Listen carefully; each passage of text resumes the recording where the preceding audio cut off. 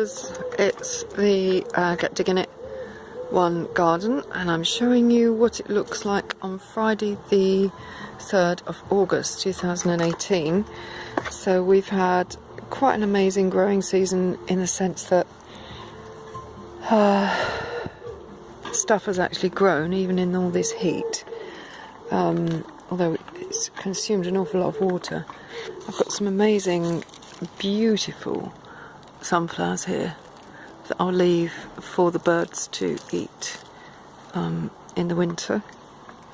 And this is what the tomatoes are looking like this year. Wow, quite a few there, as you can see. I've got this split skin thing going on. If anyone knows what that's due to, I did look it up once and I've forgotten now. But other than that, the tomatoes are very ready. I grew for the first time this year a yellow tomato called Yellow Delight. So it's like a little pear-shaped tomato, and they're so sweet. And this apparently is a trusted old variety called Alyssa Craig. And you see the size of these, they're giants. Quite a big tomato there. And more here. So you can see what I've done with these pots. I've kind of buried the last 3 inches of them under the soil. And the reason for that is that I wanted the pots to capture the water and then to contain the water around the roots, and for the roots to go into the soil so that they can soak up some moisture from the soil, so that we don't have the kind of problems that you normally get with pots where they're standing on concrete and they need constant water, or they're standing on some kind of lip, and if they dry out, they're ruined.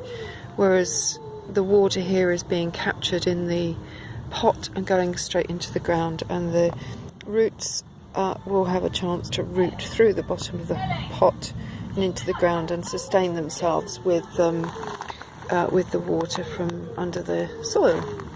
So what's actually amazing here is these beetroot have been in the ground as long as the stuff over the allotment, have had less water, and yet they look like this, which is really good. The ones over the allotment are diddly little things.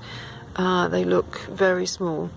And the thing I think is different is that this growing matter here, which is bone dry at the moment, I don't water it where there's no plants, but this is all organic matter.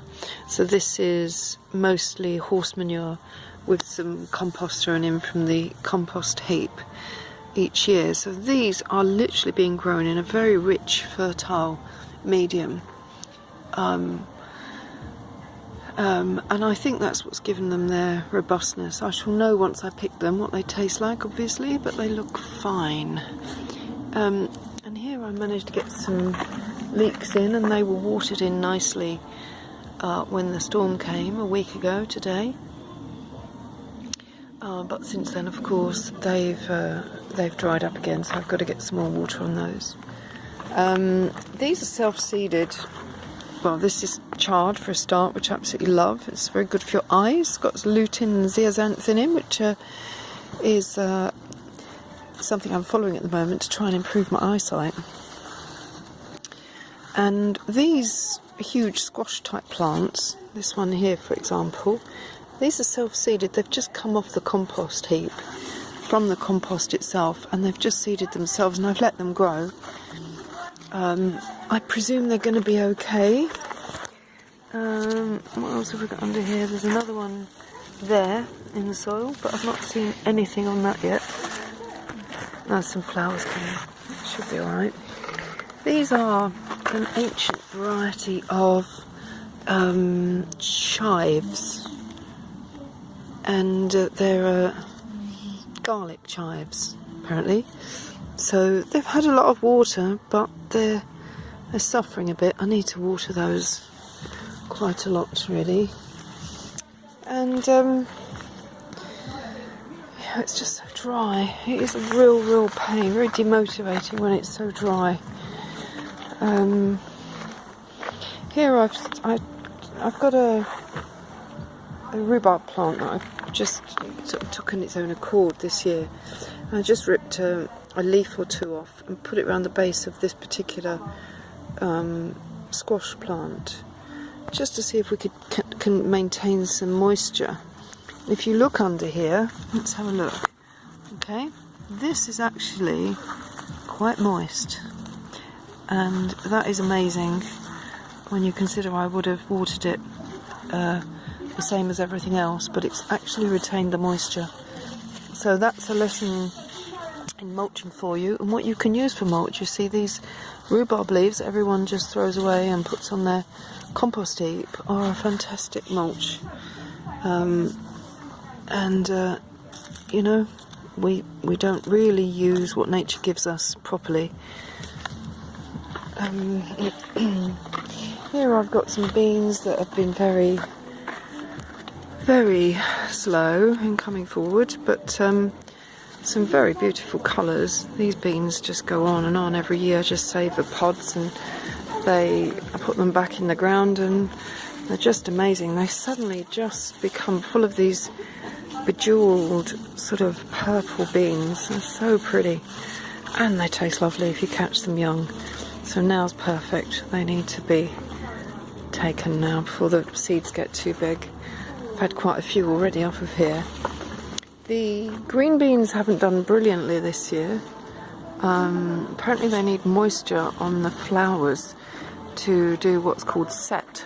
So the fruit or the vegetable sets, which means that they start to grow, and that happens most when there's moisture in the air, or a light shower, and we've not had them. And these down here were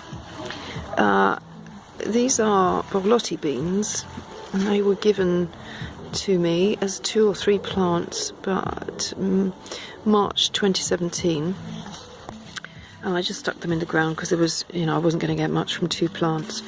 But what I did get was about 100 beans, so I just planted them all, and I've probably got about 15 plants here and another 30 down the allotment.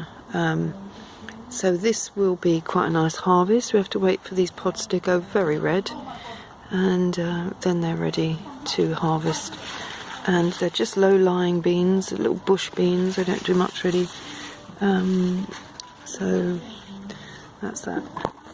These are my experiments with, these are, believe it or not, chickpeas, and that is a little pod.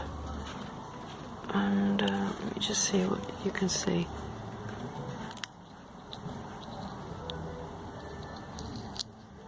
Did open one up the other day, and there it is, chickpea. Okay, it's a bit falling apart. And this needs looking after really. Chard, not chard, kale, curly kale, a few other bits and pieces in there. So that's it, and we've got this wonderful mole. He's been around again overnight because this is quite moist. He's come up here, he was just here, so we've got a couple of molehills, and obviously he's not liking getting in here because this ground hasn't had any water for, oh, tell a lie, here he is again. He's come up all the way down here. I got this mole. And I think that's it really. So we've been in here digging away. Apparently molehills, you can shovel them up, put them on your topsoil, and they're full of goodness because they turn over the soil at a very deep level, and it brings up all of the nutrients that are locked right down into the lower levels of the soil. So that's our update for today. Very long. More compost growing, and I'll keep you posted.